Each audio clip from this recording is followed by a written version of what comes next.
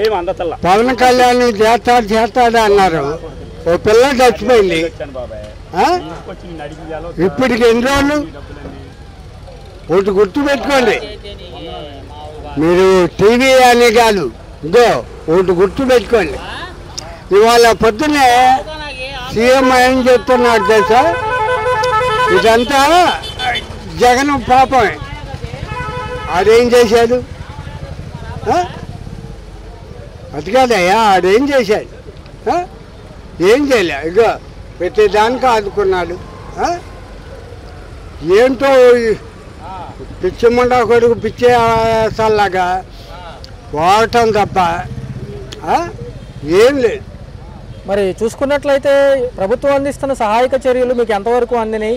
ఒకవేళ సఫలంగా అందినాయి అంటున్నారా, విఫలమైనవి అంటారు? ఒకటి మాత్రం వాస్తవయ్యా, ఏరియా 64వ డివిజన్లో బండా ఉమామహేశ్వరరావు గారు ఎమ్మెల్యే గారు ఏంటి ఆయన ఒకడు ఉన్నాడు.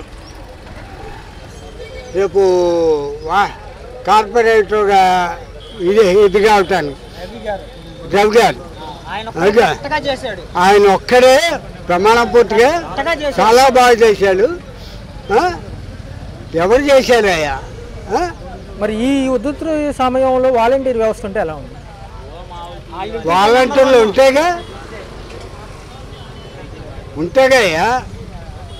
స్టేట్మెంట్ ఇచ్చాడు, 5,000 కాదు 10,000 ఇస్తాను. ఏం చేశాడు? ఒక పక్క ప్రకాశం బ్యారేజీ విషయం ఎలా చూడాలి? ఇదేం లేదయ్యా, ఎలగలేరు. ఇక 11 గేట్లు ఇచ్చేసాక మడ్డ గుడిచిపోయింది.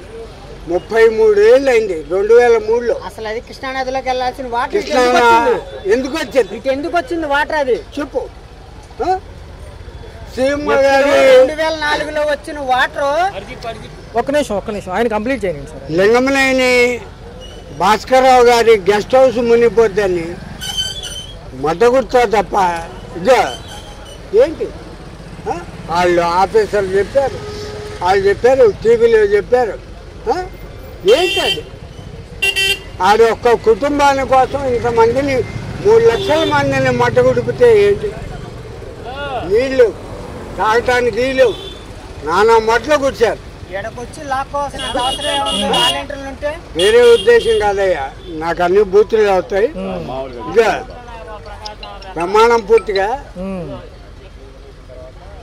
ఇప్పుడు డిప్యూటీ సీఎం నేనుంటే చెంబు బాగా దంగుతా అన్నాడు. మరి పెట్టాపురంలో ఏం చేశాడు? ఆ నియోజకవర్గంలో ఏం చేశాడు? ఒకటి చెప్పు. 12 ఏళ్ళ పిల్ల మానభంగం అయితే ఇంత మట్టిగా దొరకల. ఏంటో అది చేసేది?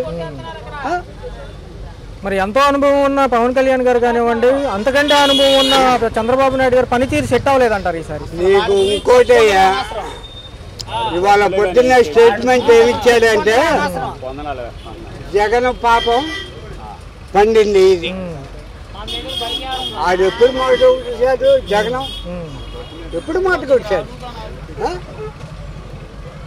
అటుకాదయ్యా, 2004లోనే ఆడిపోయాడు.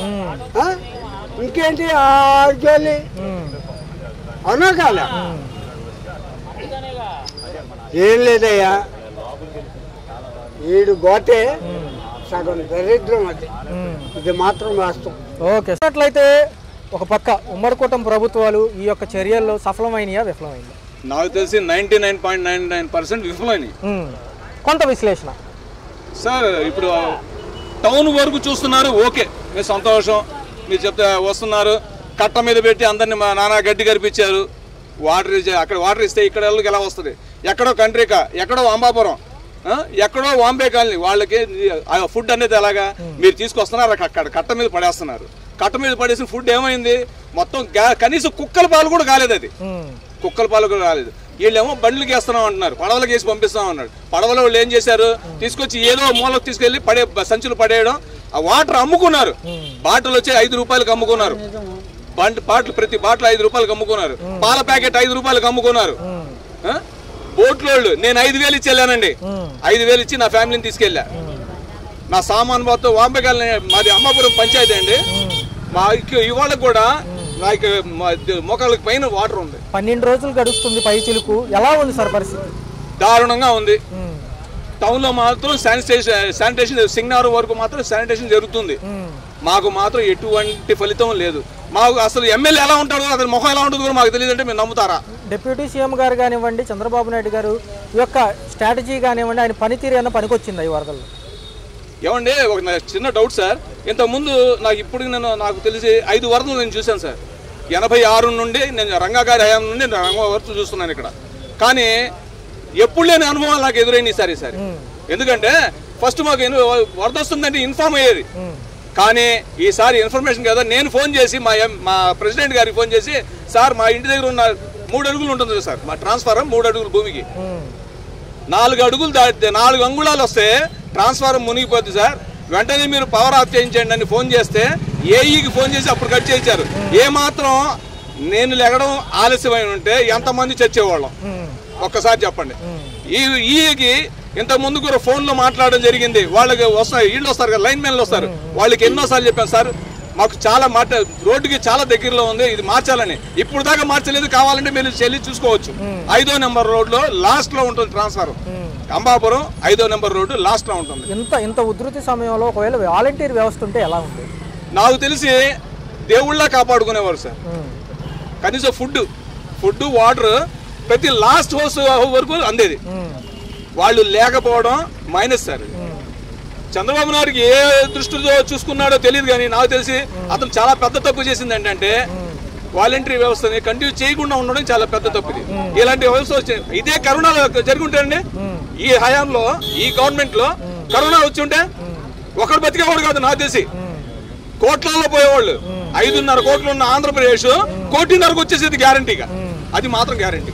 ఒక పక్క డిప్యూటీ సీఎం గారేమో 5 కోట్లు విరాళం ఇచ్చారు, మాజీ ముఖ్యమంత్రి జగన్మోహన్ రెడ్డి గారు 1 కోటి రూపాయలు విరాళం ఇచ్చారు అంటున్నారు.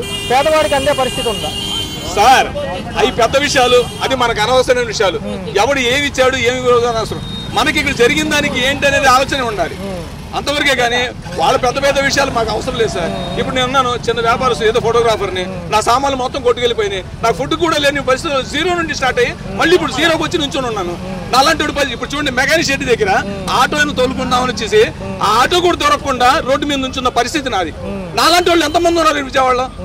ఇప్పుడు 3 లక్షల మంది మునిగిపోయారు. 3 లక్షల మంది కూడా ఇప్పుడు జీవనోపాధి 90% కూలిపోయారు.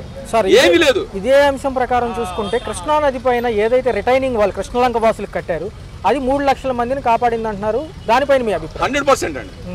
ఎందుకంటే అది ఎవరైనా చేయనివ్వండి, అది గవర్నమెంట్ తరఫు నుండి ప్రజాధనంతో చేసింది, కానీ మంచి చేశాడు. అది ఒకటి మాత్రం నేను చెప్పగలను. మరొక అంశం తీసుకుంటే ప్రకాశం బ్యారేజీలు బోట్లు గుద్దుకోవడంలో కుట్రకోణం ఉందా, సహజంగా జరిగింది? ఏమండి ఇది మరి నవ్వుగా అనిపించట్లేదు మీకు? ఎవరిని చూసేస్తాడండి? ఆ తోడి వల్ల ఉపయోగం ఏంటి? ఈయనేమన్నా హీమేనా అటు వచ్చి చేతులు పెడతాడా సీఎం? లేదు పెట్టలేడు కదా. అది వచ్చి గుద్దుకున్నా. నిజంగా ఒక విధంగా చెప్పాలంటే దానికి ఇవాళ దాని స్ట్రెంగ్త్ ఏంటో అదే మన బ్రిడ్జ్ నిరూపించుకుంది. దానికి అప్పటి ఇంజనీరింగ్ నేను యాక్సెప్ట్ చేస్తున్నాను. మరొక అంశం చూసుకుంటే ఏదైతే మాజీ ప్రభుత్వాల మంత్రులు ఏమైనా సమీక్షకు వచ్చారా? ఇప్పుడు దాకా నాకు మా ఏరియాకి అయితే ఎవడు వచ్చినోడు కూడా దిక్కులేదు సార్. మా ప్రెసిడెంట్ ఒక్కడే పాపం సీతయ్య గారు, ఆయన పేరు గండికోట సీతయ్య గారు, పాపం పిచ్చోళ్ళగా 4 వేసుకొని తిరుగుతూ ఉంటాడండి. ఆయన ఎవరికి ఏం కావాలని తిరుగుతూ ఉంటాడండి. ఆయన ఒక్కడు.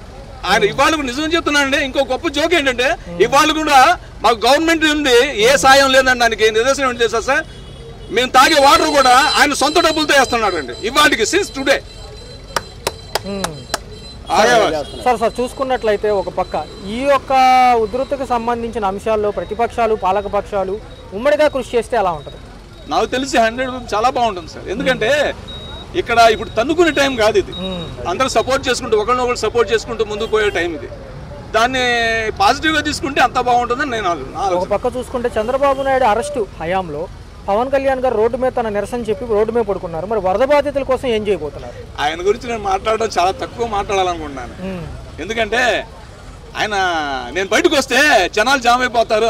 అదేం మాట అండి? తను ఒక పదవిలో ఉన్నాడు. వాళ్ళ ఆయన హీరోగా ఆలోచించుకున్నాడు. ఎందుకని అంటే ఏం లేదు సార్, దేవుడు ఏమన్నా నన్ను రావద్దన్నారు, నేను రాలేదు అంటున్నారు. వస్తే ఏం జరిగింది సార్? ఒకటి సార్, ఆయన ఇదే సూపర్ హీరో కావచ్చు, ఏదైనా కావచ్చు, తను ఇప్పుడు ఒక హోదాలో ఉన్న పెద్ద నాయకుడు. డిప్యూటీ ఆఫ్ సీఎం అంటే సీఎం తర్వాత సీఎం అయినప్పుడు అంటే మేమందరం ఆయన పిల్లలే కదా సార్. పిల్లలు చూడండి, తండ్రి రావడానికి ఎవడైనా అడ్డం పడాలా? ఎవడో వస్తాడని ఆగిపోతాడా? అది ఎంతవరకు సార్ రైట్ సార్? తన బాధ్యత తను నిర్వహించాలి అంతవరకే. ఎవడో వస్తా అంటే ఇప్పుడు సీఎం వస్తున్నారని చెప్పి బందోబస్తు ఏర్పాటు చేస్తున్నారు. అతను కూడా అదే జెడ్ కేటగిరీ కదా, ఇప్పుడు జెడ్ కేటగిరీనా కదా? జెడ్ కేటగిరీ ఉన్నప్పుడు క్లీన్ చేసుకుని జనాల మధ్యలో వచ్చి సీఎం గారు కూడా వచ్చి సిగ్నల్ చూసి వెళ్ళాడు. ఇవాళ దాకా లోన్ వచ్చారా? అందరూ 10 సార్లు పేపర్లు చూపిస్తున్నారు మాకు. లోన్కి వస్తున్నారు, లోన్ వచ్చారు వచ్చి ఎవరికి ఏం చేశారు? ఒకటి సార్, ఇదంతా హంబక్ సార్. నేను చూసి చిన్నప్పటి నుండి చూస్తున్నాను. ఎవరి స్వార్థం వాడిది. సార్ ఫైనల్ గా చూసుకుంటే విరాళాలు సేకరించడం జరుగుతుంది, పేద ప్రజలకు అందిద్దాం సార్. ఐస్ గడ్డ తెలుసా, కథ తెలుసా మీకు? మంచుగడ్డ కథ తెలుసు కదా? పై చేతిలో పెడితే కింద చేతిలో వచ్చేటప్పుడు వాటరే మిగిలిద్ది. అదే చేతిలోకి వచ్చి జనాల చేతిలోకి వచ్చేది అదే. అంత దూరం సార్.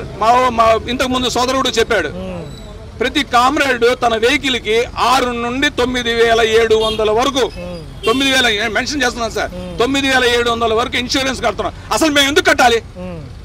ఇన్సూరెన్స్ అవుతుంది. మా ప్రతి వాళ్ళకి యాక్సిడెంట్ అవసరం కూడా రోడ్డు మీద తీసుకొస్తున్నావా? దేవుడు దండం పెట్టుకుని రోడ్డు మీద బళ్ళను కుదడానిక?